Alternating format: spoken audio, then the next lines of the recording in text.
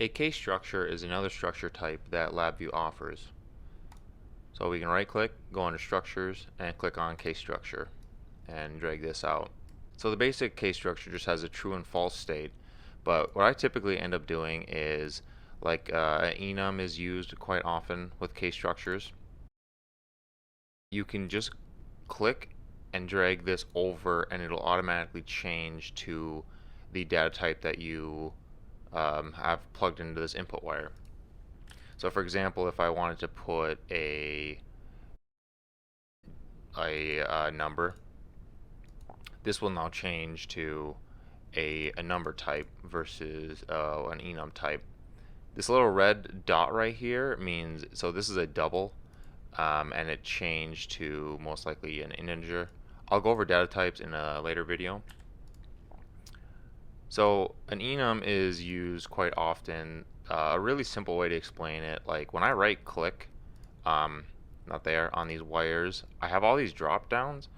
This could be like an idea, kind of like what an enum can be.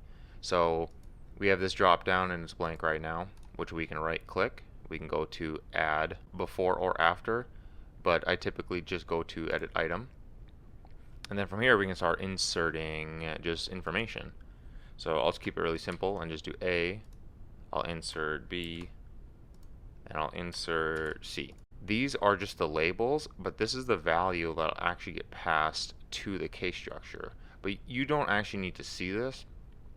And what I mean here is we can just drag these around whatever order we want and click OK. As you can see, we have this drop down, just A, B, and C.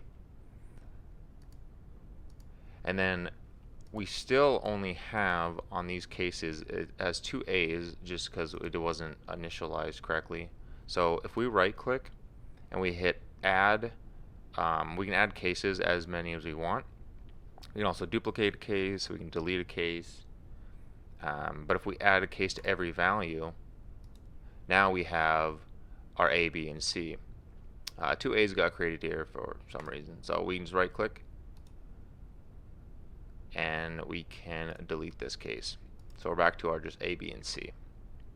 So one thing I want to do is I will go down to C, I'll right click and I'll add a case after, and we're just going to call this D.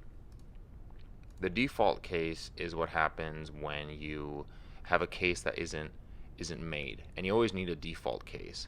So if we want B to be our default case, we just click on case B. We'll right click on this edge here, on the edge here, and we'll go to make, where is it? Make this case default. So now B is our default. So if we highlight execution and we run this, D got passed in, B ran. That was a bad example. So D got passed in, and B is our default. So that is the case that's activated.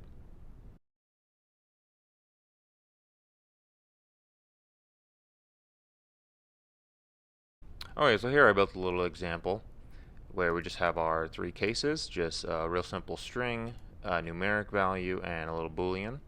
What you can do is wire, so if you have any other, we'll just take the infinity here. If you attach it, it builds this little square here, and then this square is shown on every single case. We can wire information to this edge of the case, and as you can see, our wire is broken because this box is not filled. So each case is not actually connected to it. So we'll just go back and delete this. Similarly, this can be done with, we'll just grab another numeric here, on the input of the box. So notice this time it is a solid blue line, and we can still run our program, and now this 0 will get passed into every single state. This can also be done for the actual case selector, so I just drew this going out of every case just to show what state we're in. So let's just delete this guy, delete this line. So let's just be on the case C, and we'll just select case C, highlight execution, just goes right through, hello from C, the number 3, our boolean was set to false and our enum was C.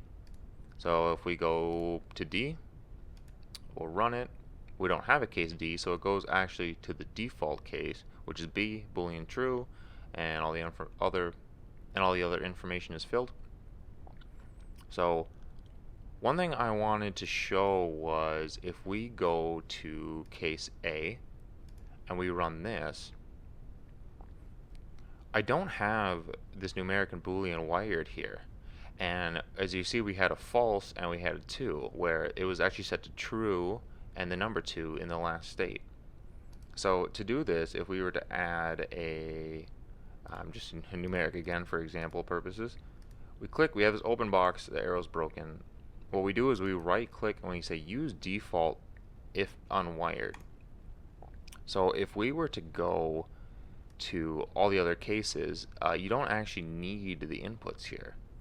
And one thing to remember is these default states are not set to, so when we set it to case B here, set it to case B, and I'll just turn off execution for time, we hit run, it's set to true and the number 2. But if we go to A and you run it, it turns them off. So the default case is actually when you go to this front panel here and you right click and you go numeric indicator, its default is a 0. And this is similar with a boolean. If you go to just a boolean little LED here, its default state is a false. So that's what these are representing when you right click and go to the use default if unwired. So I hope this quick little example was helpful for someone, and stay tuned for more videos.